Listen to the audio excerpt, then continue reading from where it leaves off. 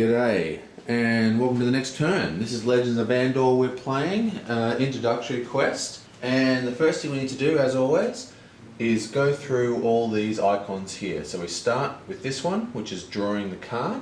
Which is, Gores ravage the countryside, uprooting the trees from the earth. If the warrior or archer has more than 12 willpower points, he must reduce his willpower to 12. So we look down here, and unfortunately, we do have more than 12, so he gets reduced. Not good. I think he's on 2, isn't he? Okay, so that's a fairly trivial one. Now we do the gore movement. We go in the order of the numbers, so I think 15 is the first. He moves up. 19 moves up. 21 moves up. 53 moves up. And 43 moves up. Okay, so there's no other monsters on the board, so there's no other monster movement. So we can skip all the way to refresh the wells. And I believe none of the wells were drunk from last turn, so that's not a problem. And now we just advance the pawn to F, and there's a marker here, so we draw a card. One of the heroes meets some fishermen who are fleeing from a Skrull that attacked them near the river. It has been ages since the good folk of Andor has seen such vile creatures. Does this mean the monsters are returning? Besides Gore, I guess. Place one Skrull in space 32. That's this little badass guy. Okay, Skrulls move the same as Gores, blah blah blah. Okay, there's nothing else in this card, it just tells us to put down a Skrull. Okay, so the dwarf is in the first position here, and that means it's his go first. But just before we do, let's have a look at what we've got going on here. Remember, we're playing a 4-player game, so we can only have one monster in the castle. That's this spot here. This guy's about to go into the castle. Next turn, this guy goes into the castle. So we have to kill those 2 monsters this turn. They're only little Gores, so it doesn't really matter. If we kill 2 monsters, we are going to activate H. That's important to remember, but we don't really have a choice. Our dwarf is going to come back to guard the temple, I think. So he's going to go... hang on. No, he's not. He's going to go 1 to here, actually. That moves in 1 hour. And pick up this. Which is a bad one. It opens up a card. So we draw another card. Each hero in spaces 22 to 25, 47 to 60, 62 to 63 loses 1 strength. Okay. It's 42. No, so he's immune. 11, he's immune. 8, he's immune. 7, he's immune. Okay, this doesn't affect anyone. That was lucky. Now it's the wizard's go, and the wizard is going to fight this monster. Okay, so let's do this. And of course, he's going to be assisted by that guy. Okay, we're going to use our dice as shorthand just to make it a little bit easier for my editing. We're fighting this guy. He has 2 strength. Okay, so this guy has 4 health. Our wizard has 2 strength, and our hunter has 4 strength. And this is turn 1. The mage rolls 1 dice. So here he goes. He gets a 6, so he's going to keep that. And now the hunter rolls. He can roll 4 dice. He gets a 1, perfect. We use the mage's ability to flip that over, and we get 6. So look at that. We have 18, and there's pretty much nothing that the Gore can do unless he rolls a double. So 18 to 4. 18 to 4 definitely kills him. We can receive 2 gold or 2 will. We're going to give 2 will to the mage. The Gore is placed here, and we move up 1. And we had 1 round of combat, so both the hunter and the mage move up to 1 hour. Okay, so it's now Marian's turn, the warrior. She's going to go 1, 2, 3. And now it's the ranger's turn, and he's going to go 1. And now he's going to initiate attack against this Gore, and he can do it because of ranged, so let's just attack. Okay, once again, 2 strength, 4 health as always. The hunter, who is at 4 strength, And Marion, who is at 2 strength. And now we have the hunter rolls first. Oh, it's a turn 1. He gets a 4. We're going to roll that again. Where am I going to put this? I'll put it up here. 5. We're going to stop at 5. And our warrior can roll 3 dice. He gets a 6. Okay, that's 17. Okay, Gore rolls. He gets a 6. That's 8. 8 damage does kill him, and he gets 2 of these. Now, I don't think there's any point in having gold, so I'm just going to go 1, 2, back up to 14, so I can access an extra die when she attacks. Gore is destroyed, and we advance the marker to H, where there is a symbol.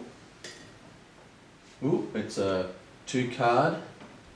Ooh, and there's the final.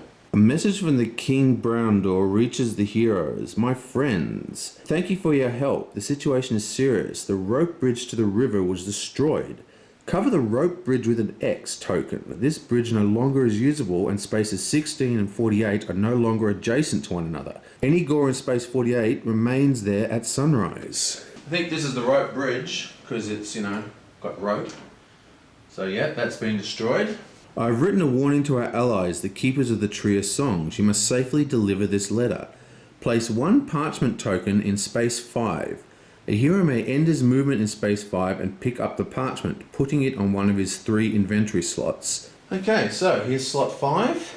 Legend objective. Deliver the parchment to space 57, the Tree of Songs, before the legend marker reaches space N on the legend track. If the parchment reaches space 57, the legend ends and the party immediately reads the card N. If the monsters reach the hero carrying the parchment, the legend ends immediately and the party reads the legend card N. Okay. Note. If at any time the hero with the parchment moves through or ends his movement on a space occupied by a monster, the party fails. Also, if the monster enters the space occupied by hero character parchment, the parchment fails. Okay. I'm afraid the monsters may somehow intercept it, concluded the King's message. Place 1 Gore each in spaces 19, 36, 56. Okay, so that's 19, 36, and 56. Place 1 scroll at 54, 64.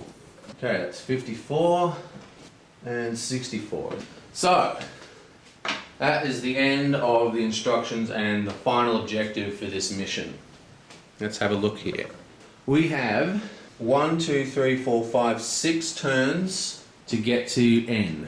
So it's a bit of a race. We're trying to get to the Navi home tree here, which is all the way here. Okay, so, and this bridge is destroyed. So let me just do a little bit of thinking. 11, 12, 13. So we've got to move 13 spaces, and we can't actually fight anybody. We can move 10 spaces a turn with ease, so we should be able to do this in 2 turns, which means we just need to make sure we don't run into a monster in the next turn. Well, that sounds very easy to me. So what I'm going to do is I'm just going to mark where everyone moves to. So this guy moves to here, this guy moves to here, this guy moves to here,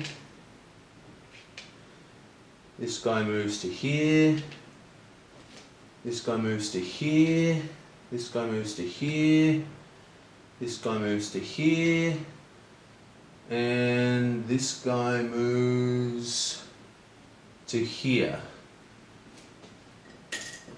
and this guy moves to here. Okay, so as long as we don't move into any of those positions and there's nothing fancy coming off the deck that moves them, we should be we should do this in 2 turns. Okay, so, oops, I forgot to move these guys up 1. Now, our messenger is going to be this guy. And the reason why that is if something crazy happens, he can attack and kill a monster in the space in front of him, which means he can still fight even though he's carrying the parchment. That means he's going to have 7 moves after he picks up the parchments.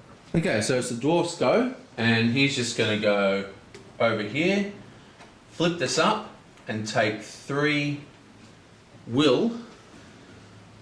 1, 2, 3.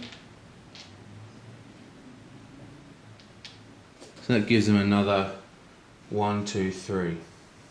The mage is going to move into the castle. I think we can afford to do it. So he's going to move into the castle. He's going to go 1, 2, 3. And then the fighter's going to go 1, and we're going to fight this gore. So he moves up 1, moves up 1. I feel like these gore fights are practically, already won. Okay, so he's got a strength of 2, got a strength of 2, and a strength of 2. Oh, it's not that good this time. Marion rolls. Okay, she gets a 6. It's a good roll. And now the mage rolls. He gets a 1. Flips it over. That's a 6. So that's 12. 16. Okay, 6 versus 16. And 1 turn. That's a destroyed gore. Okay, 2 will. I'm going to give that 2 will 1, 2. The score is destroyed. Moves up 1. He's just going to go to sleep, and so is he. But he goes first because it's his turn. Now the ranger, he goes 1. He picks up the parchment and he picks up some will from this whatever it's called. Well, it gives him the parchment and 3. 1, 2, 3. And that puts him up a crucial point. Whoa. Okay, now it's the dwarf's turn. Now the dwarf is at 4. Okay, so he's got 1, 2, 3 more moves with a possible 6 if we go into red, which we probably are. If good old Pasco here ever goes through or lands or does anything where he runs into a monster, we lose the game instantly, okay? So this isn't good. Now, look, he's the archer, which means he can shoot people in the next turn over, so he can still help fight, which is good. But there's a real problem here at the bridge. Because there's a monster here, and its next turn there's going to be a monster here, okay? Where this little chit I put is. So if we don't kill this monster, we're going to delay the entire end of the game by at least a turn. So we're going to try and kill that monster with good old Dwarfy. 1, 2. 1, 2. Okay, so this is yet another gore. And our dwarf has a strength. Our dwarf has a strength of 5. And she can roll 2 dice. Turn 1. Want to kill this person in 1 turn if possible. Double 1. That's terrible. So we get a roll of 6. Oh, look at that. 2. I can't believe that. So we have 4 versus 6, which means we actually do 2 damage. So that's 1, 2 damage. Okay, so that's pretty horrific. Not a very good roll. Now, that 1 turn would take us to 7, but we're going to keep fighting, okay? And just pay 2. So we're at 7, and now we pay 2, and we're in turn 8. Okay, so I'm just going to leave that at 1 to count. And now let's roll. Come on, let's get something a little better this time. Okay, 4.